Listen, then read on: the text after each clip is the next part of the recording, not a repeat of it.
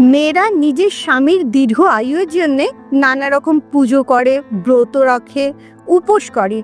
আর ছেলেদের মধ্যে একটা খুব প্রচলিত কথাই আছে যে ভাগ্যবানের বউ মরে। অথচ রিসার্চ পেপার দেখলে তুমি চমকে যাবে। রিসার্চে বলা হচ্ছে যে মেয়েদের স্বামী মারা যায় তাদের আয়ু অনেক বেড়ে যায়, সেই মেয়েরা দীর্ঘদিন সুস্থভাবে বেঁচে থাকে।